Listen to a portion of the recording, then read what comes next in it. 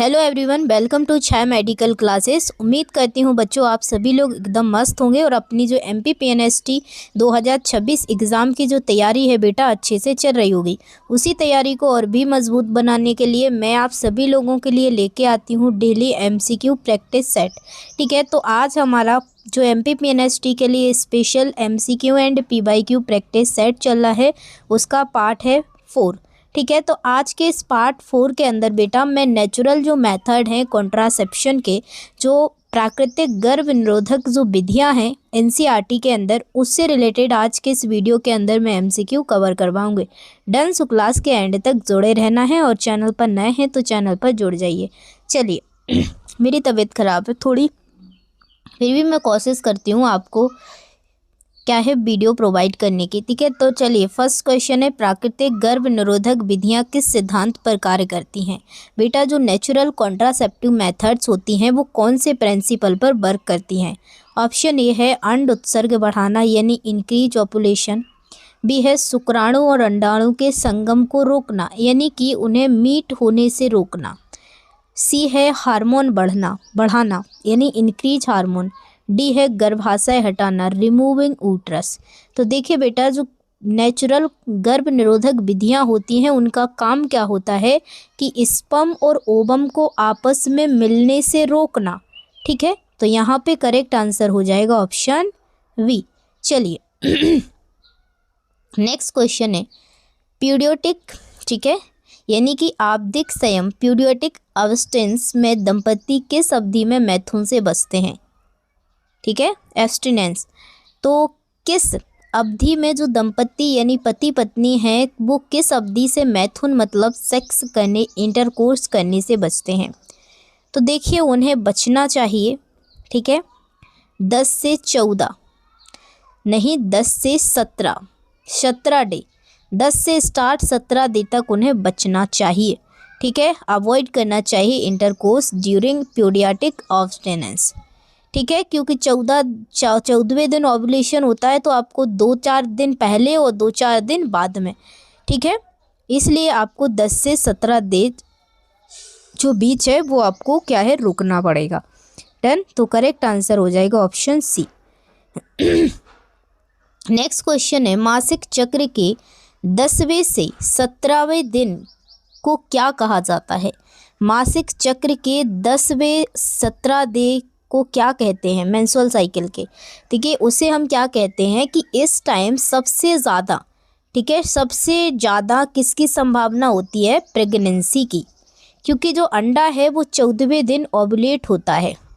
ठीक है, तो 10 से 17 यानी कि कभी भी हो सकता है, 2-4 दिन पहले हो जाता है तो 2-4 दिन पहले और 2-4 दिन बाद, इस बीच में ज़्यादा प्रेगनेंसी की रिस्क होती है, तो इसे हम लोग बोलते हैं फर्टिलाइल पीरियड यानी निषेच्य अवस्था। ठीक है, करेक्ट आंसर हो जाएगा ऑप्शन बी। निषेच्य अवधि में गर्भधारण की संभावना कैसी होती है? जो फर्टिलाइल पीरियड होता है उसमें प्रेगनेंसी के चांस बेटा हाई होते हैं। ठीक है, क्योंकि ओव्यूलेट होता है, अंडा का ओव्यूलेशन होता है, अंडोत्सर्ग होता है, इसलिए तो यहाँ पर वेरी हाई। चलिए नेक्स्ट क्वेश्चन है क्वाइटस इंटरप्टस में क्या किया जाता है? क्वाइटस इंटरप्टस क्या होता है पहले इसको समझ लीजिए। बाह्य स्खलन यानी बाह्य स्खलन का मतलब क्या है? ठीक है, क्वाइटस इंटरप्टस बाहरी तरफ से, तो ऑप्शन ए है गर्भ निरोधक गोली ली जाती हैं, बी है कॉपर टी लगाई जाती है, सी है स्खलन से पहले लिंग बाहर निकाल लिया जाता है, penis is withdraw before ejaculation, मतलब कि जब पेनिस से, ठीक है, सीमेन आएगा तो उस टाइम उसको बाहर निकाल लेते हैं। ठीक है, इसे ही हम क्वाइटस इंटरप्टस बोलते हैं, मतलब कि इस स्खलन से पहले, एजाकुलेशन से पहले उसे बाहर निकाल लेते हैं फीमेल की वेजाइना से। डन। करेक्ट आंसर हो जाएगा सी। नेक्स्ट क्वेश्चन है क्वाइटस इंटरप्टस का दूसरा नाम क्या है? जो क्वाइटस इंटरप्टस होता है बेटा उसका दूसरा नाम क्या होता है? उसका दूसरा नाम होता है विड्रॉल मेथड। ठीक है, क्या होता है? Withdrawal method. डन। चलिए नेक्स्ट क्वेश्चन है स्तनपान अनावर्त विधि किस पर आधारित है? लैक्टेशनल एमोनोरिया किस पर डिपेंड करती है? ऑप्शन ए है अंड उत्सर्ग बढ़ने पर इंक्रीज्ड ओवुलेशन, बी है स्तनपान के दौरान अंड उत्सर्ग ना होने पर absence of ovulation during breast feeding, C है हार्मोन इंजेक्शन पर हार्मोन इंजेक्शन, डी है शल्य क्रिया पर सर्जरी पर। तो देखिए स्तनपान अनावर्त विधि किस पर आधारित होती है, तो वो होती है स्तनपान के दौरान अंड उत्सर्ग ना होने पर। ठीक है, करेक्ट आंसर हो जाएगा ऑप्शन बी। चलिए नेक्स्ट क्वेश्चन है लैक्टेशनल अमेनोरिया मेथड कितने समय तक प्रभावी है। ठीक है, तो देखिए कितने टाइम तक आपको प्रेग्नेंट होने से बचा सकता है, तो याद रख लेना 4 से 6 मंथ तक। ठीक है, 4 से 6 मंथ तक ये बचा सकता है। सो करेक्ट आंसर हो जाएगा सी। नेक्स्ट क्वेश्चन है लैक्टेशनल एमेनोरिया के दौरान शिशु को क्या नहीं दिया जाता। तो देखिए लैक्टेशनल एमेनोरिया के दौरान शिशु को क्या नहीं देना चाहिए, तो उसको यानी कि लैक्टेशनल एमेनोरिया का मतलब होता है बेटा कि जब एक माँ जब बच्चा होता है तो उसको 4 से 6 महीने उसको 6 महीने तक उसको दूध ही पिलाना है, पानी तक नहीं देना है। ठीक है, तो ओनली ब्रेस्ट मिल्क। ठीक है, ओनली ब्रेस्ट मिल्क यहाँ पर करेक्ट आंसर है ऑप्शन ए। नेक्स्ट क्वेश्चन है प्राकृतिक विधियों का मुख्य लाभ क्या है। जो नेचुरल मेथड होते हैं बेटा उसके मुख्य लाभ क्या होते हैं। ऑलमोस्ट नो साइड इफेक्ट उसके। ठीक है, लाभ क्या होते हैं, बहुत महंगी होती है, वेरी एक्सपेंसिव, शल्य क्रिया आवश्यक होती है, हार्मोन की आवश्यकता होती है, नहीं ये कुछ नहीं होता। प्राकृतिक विधियों का लाभ है, दुष्प्रभाव लगभग नहीं होते हैं। ठीक है, ऑलमोस्ट नो इफेक्ट, कोई प्रभाव नहीं होता, बहुत महंगी नहीं होती, सस्ती होती है, शल्य क्रिया नहीं होती है। ठीक है, नेक्स्ट क्वेश्चन है प्राकृतिक विधियों में किसका उपयोग किया जाता है। यहाँ पर करेक्ट आंसर हो जाएगा, उसने पूछा क्या है कि प्राकृतिक विधियों में किसका उपयोग नहीं किया जाता। नॉट पूछा है, ये चीज़ याद रख लेना, नहीं किया जाता है पूछा है, किया नहीं किया जाता है। Medicines not, devices not, hormones not, तो किसका किया जाता है, नेचुरल तरीके से होता है ये, तो प्राकृतिक रूप से। करेक्ट आंसर हो ऑप्शन डी, कोई नहीं है इनमें से। नेक्स्ट क्वेश्चन है प्राकृतिक गर्भ निरोधक विधियों की आवश्यकता दर कैसी होती है। तो देखिए प्राकृतिक गर्भ निरोधक विधियों की जो आवश्यकता दर है वो कैसी होती है, तो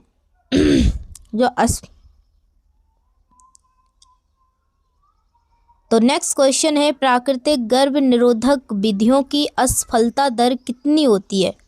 ठीक है, कैसी होती है, तो देखिए प्राकृतिक जो नेचुरल मेथड होते हैं उनके असफलता दर भी ज़्यादा होते हैं, हाई होते हैं। ठीक है, वो तो ये है कि रुक जाए तो ठीक है, नहीं तो नहीं। नेक्स्ट क्वेश्चन है निम्न में से कौन सी प्राकृतिक गर्भ निरोधक विधि है। Which of the following is a natural contraceptive method. Option A है पीरियोडिक एब्स्टेंस, क्वाइटस इंटरप्टस, सी है लैक्टेशनल एमेनोरिया, डी है ऑल ऑफ द अबव। तो देखिए which of the following is a natural contraceptive methods, तो यहाँ पर करेक्ट आंसर हो जाएगा कि सारी विधियाँ हैं, पीरियोडिक एब्स्टेंस है, क्वाइटस इंटरप्टस है, लैक्टेशनल एमेनोरिया है। ठीक है, पीरियोडिक का मतलब क्या होता है कि जो 14वें दिन क्या होता है, ओव्यूलेशन होता है, और इसी टाइम सबसे ज़्यादा फर्टिलाइल पीरियड होता है जिसमें सबसे ज़्यादा प्रेगनेंसी की संभावना होती है। अगर कोई फीमेल इस टाइम इंटरकोर्स करती है तो उसके प्रेगनेंसी के चांस ज़्यादा होते हैं। ठीक है, तो ओव्यूलेशन के 2-3 दिन पहले 2-3 दिन बाद इस समय हर एक फीमेल को बचना चाहिए। ठीक है, उसे हम लोग पीरियोडिक एब्स्टेंस बोलते हैं। उसके बाद क्वाइटस इंटरप्टस क्या होता है। क्वाइटस इंटरप्टस का मतलब होता है कि मान लो कोई कुछ बेरियर नहीं लिए है, तो कोई इंटरकोर्स कर रहा है तो इजाकुलेशन से पहले, ठीक है, इजाकुलेशन हो तो उसे बाहर निकाल के जो सीमेन होता है उसको बाहर करके उसे हम क्वाइटस इंटरप्टस बोलते हैं। उसके बाद लैक्टेशनल एमेनोरिया का मतलब होता है जब बच्चा होता है उसके 5-6 महीने जो हम मिल्क पिलाते हैं, दूध पिलाते हैं, तो बच्चे को उस टाइम, ठीक है, उस टाइम क्या है 6 महीने तक सिर्फ और सिर्फ क्या है पानी तक नहीं देना है, दूध ही पिलाना है जब प्यास लगे, और उसके बाद जब तक आपका दूध निकलेगा तो आपको क्या है, प्रेगनेंसी के चांसेस नहीं होते हैं, ठीक है, क्योंकि पीरियड्स नहीं होते हैं। नेक्स्ट क्वेश्चन है, लैक्टेशनल एमेनोरिया में एमेनोरिया का अर्थ क्या है? लैक्टेशनल एमेनोरिया में एमेनोरिया का अर्थ क्या होता है? एमेनोरिया मतलब होता है मेंस्ट्रुएशन, पीरियड्स का अब्सेंस होना, ठीक है। तो यहाँ पे करेक्ट आंसर हो जाएगा सी। चलिए नेक्स्ट क्वेश्चन है, पीरियोडिक अब्सेंस में गर्भधारण से बचने के लिए क्या किया जाता है? ठीक है, तो इसके लिए आप लोग देखिए कई सारे मेथड होते हैं प्रेगनेंसी को अवॉइड करने के लिए। तो अगर आपको करना है तो क्या करना है, आपको avoiding intercourse during fertilize period, ठीक है। तो आपको कब अवॉइड करना है? फर्टिलाइज पीरियड में। करेक्ट आंसर है ऑप्शन बी। चलिए नेक्स्ट क्वेश्चन है, ओव्यूलेशन क्या है? ठीक है, ओव्यूलेशन क्या है? What is ovulation? Option A है फॉर्मेशन और sperm, release of sperm, fertilization, pregnancy. तो देखिए ओव्यूलेशन का जो अर्थ होता है वो होता है रिलीज ओवम, जब अंडाणु से, ठीक है, अंडाणु निकलता है अंडाशय से, उसी को हम लोग ओव्यूलेशन बोलते हैं, यानी कि अंडोत्सर्ग बोलते हैं, ठीक है। करेक्ट आंसर हो जाएगा release of ovum. Next question है, निषेचन क्या है? व्हाट इज निषेचन? देखिए निषेचन क्या होता है, जब स्पर्म और ओवम आपस में मिलते हैं, मीट होते हैं, उसी को हम लोग निषेचन बोलते हैं। और ये फैलोपियन ट्यूब के एम्प्यूला पार्ट में निषेचन होता है इनका, ठीक है। और ये यहाँ पर होती है किडनी, ठीक है, पेट के ऊपर होते हैं रिप्रोडक्टिव ऑर्गन, थोड़े ऊपर पेट से नीचे होते हैं, क्या होते हैं, प्राइवेट यहाँ पे पार्ट्स होंगे, प्रेजेंट होंगे। और ये पूरा इंसान इधर किडनी वगैरह होंगी, ठीक है, सारा कुछ ब्लैडर होगा इधर। तो यहाँ पे पूछा है फर्टिलाइजेशन क्या है, तो fusion of sperm and ovum, ठीक है। तो करेक्ट आंसर हो जाएगा ऑप्शन सी। चलिए नेक्स्ट क्वेश्चन है, पीरियोडिक अब्स्टिनेंस विधि में किस अवधि को फर्टिलाइज पीरियड कहा जाता है या माना जाता है? तो देखिए in periodic absence with period is considered fertilize period. तो यहाँ पे करेक्ट आंसर हो जाएगा ऑप्शन सी, 10 से 17, ठीक है। वही क्वेश्चन है जो मैंने इतना सारा आपको समझाया है। नेक्स्ट क्वेश्चन दिया गया है, ध्यान से रीड करना, बाह्य स्खलन यानी विड्रॉल मेथड का उद्देश्य क्या है? What is the purpose of withdrawal method? तो देखिए विड्रॉल मेथड का मैंने मतलब क्या बताया था, prevent sperm from entering female reproductive tract, ठीक है ना। तो करेक्ट आंसर हो जाएगा ऑप्शन बी। क्या करेक्ट आंसर हो जाएगा ऑप्शन बी, शुक्राणु को स्त्री जन्म मार्ग में जाने से रोकना, prevent sperm from entering female reproductive tract. Done. चलिए आगे बढ़ते हैं। चलिए नेक्स्ट क्वेश्चन है 20, क्वाइटस इंटरप्टस में पुरुष साथी क्या करता है? मेल पार्टनर क्या करेगा क्वाइटस इंटरप्टस के अंदर? तो देखिए बेटा यहाँ पे होता क्या है कि withdraw penis before ejaculation, ejaculation से पहले जो मेल है वो पेनिस को फीमेल की वेजाइना से बाहर निकाल लेता है। जब क्या है, जब एक पुरुष के अंदर एजाकुलेशन होगा, स्खलन होगा, तो क्या होता है, मेल की बॉडी से सीमेन निकलता है, जिसमें क्या मौजूद होते हैं, प्रेजेंट स्पर्म मौजूद होते हैं, प्रेजेंट होते हैं, जिसकी वजह से स्पर्म की वजह से फीमेल प्रेग्नेंट होती है। तो जब वो सीमेन को बाहर कर देगा वो एजाकुलेशन से पहले, तो प्रेगनेंसी की संभावना नहीं रहती है, ठीक है। तो यहाँ पे करेक्ट आंसर हो जाएगा सी। चलिए नेक्स्ट क्वेश्चन है, लैक्टेशनल एमेनोरिया मेथड किसके बाद उपयोगी होती है? तो देखिए ये उपयोगी कब होती है, ये जैसे कंडोम हो गया, ये ऐसे यूज नहीं होती, जब बच्चा हो जाएगा तब ये यूज होगी 5 से 6 मंथ तक, बस जब तक मिल्क यानी दूध निकलता है और फीडिंग कराती है ब्रेस्ट फीडिंग माँ, उस टाइम, ठीक है। तो प्रसव के बाद। लैक्टेशनल एमेनोरिया मेथड में गर्भधारण की संभावना कब तक शून्य रहती है? शून्य कब तक रहती है? तो ज़्यादातर कुछ फीमेल्स में नहीं रहती है, लेकिन काफ़ी सारी रिसर्च में बताया गया है कि 5 से 6 महीने तक प्रेगनेंसी नहीं होती, क्योंकि बच्चा जब ब्रेस्ट फीडिंग कर रहा होता है, ठीक है, जिस वजह से हार्मोन की वजह से नहीं होती। करेक्ट आंसर हो जाएगा 4 से 6 महीने, 5 से 6 महीने, 4 से 6 महीने किसी फीमेल में। लैक्टेशनल एमेनोरिया मेथड की सफलता किस पर निर्भर करती है? देखिए, ये मैंने बताया ना, ब्रेस्ट फीडिंग पर, दूध पिलाने पर। जैसी माँ दूध पिलाएगी उतना ही प्रेगनेंसी के चांसेस कम रहेंगे। नेक्स्ट क्वेश्चन है, प्राकृतिक गर्भ निरोधक विधियों का सबसे बड़ा लाभ क्या है? देखिए, इसका सबसे बड़ा लाभ ये है कि ये कैसे होते हैं, ये महंगे नहीं होते, ये सस्ते होते हैं, इसका कोई दुष्प्रभाव नहीं होता है, ये परमानेंट नहीं होते हैं, ठीक है। तो कैसे होते हैं ये, इसका कोई दुष्प्रभाव नहीं होता है, हाईली इफ़ेक्टिव नहीं, ना ही हाईली इफ़ेक्टिव होते, एक्सपेंसिव भी नहीं होते, ना स्थायी होते। तो कैसे होते हैं, इसका कोई भी दुष्प्रभाव नहीं होगा। करेक्ट आंसर है बी। नेक्स्ट क्वेश्चन है, प्राकृतिक विधियों की सबसे बड़ी कमी क्या है? Biggest advantage of natural method. तो देखिए, इसकी सबसे बड़ी कमी यही है कि प्राकृतिक मतलब नेचुरल है, फ्री फंड के हैं, तो इसमें रिस्क यानी कि इसमें फेलियर के चांसेस ज़्यादा होते हैं, ठीक है, फेलियर रेट ज़्यादा होती है। तो करेक्ट आंसर हो जाएगा ऑप्शन सी। नेक्स्ट क्वेश्चन है, सेफ पीरियड मेथड किसका दूसरा नाम है? तो देखिए, safe period method periodic abstinence का क्या है, दूसरा नाम है। नेक्स्ट क्वेश्चन है, निम्न में से कौन सी विधि पोस्टपार्टम गर्भ निरोधक विधि है?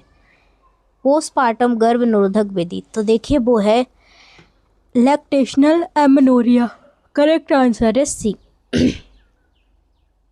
नेक्स्ट क्वेश्चन है, प्राकृतिक गर्भ निरोधक विधियों में कौन सी विधि स्तनपान से संबंधित है? कौन सी है? अभी जस्ट करा है, ब्रेस्ट फीडिंग से रिलेटेड लैक्टेशनल एमेनोरिया। डन, चलिए। नेक्स्ट क्वेश्चन है, प्राकृतिक विधियों में गर्भ निरोधक का आधार क्या है? आधार, गर्भ निरोधक का आधार है मेल के शरीर से स्पर्म, फीमेल के से ओवम, ठीक है। तो अंडाणु और शुक्राणु के मिलन को रोकना, ये दोनों आधार है। अब last question in this class, और इसका जवाब आपको कमेंट सेक्शन में देना है और बताना है मुझे कमेंट करके कि आज के 30 में से आपने कितने क्वेश्चन करेक्ट किए, ठीक है। और मैं फुल, मेरे जो काम चल रहा है, फुल टॉपिक, एक बार मैं फुल टॉपिक वाइज आपको एमसीक्यू कवर करवा दूंगी। जैसे कि एक हो गया पारी तंत्र का, लेके आऊँगी कल, जो इकोसिस्टम है उसके सारे एक ही वीडियो के अंदर एमसीक्यू एंड पीवाईक्यू कवर करवाऊंगी, ठीक है। तो अब मैं टॉपिक वाइज करवाऊंगी और चैप्टर वाइज, ठीक है, चैप्टर वाइज एक एक चैप्टर में पूरा अपलोड कर दूंगी, ठीक है, और टॉपिक वाइज में डालती रहूँगी। डन। तो चलिए, आप कमेंट करना कि कितने क्वेश्चन करेक्ट हुए और उसका जवाब आपको देना। तो अब बताओ कि आज की क्लास कैसी लगी, कैसे एमसीक्यू लगे। डायरेक्ट एनसीईआरटी से हैं ये, डायरेक्ट भी पूछे जा सकते हैं, तो सभी लोग रट लेना, ठीक है। Thank you for this watching video and don't forget like share and subscribe. Bye, take care. मिलते हैं नेक्स्ट वीडियो में। एक प्यारा सा कमेंट छाप देना।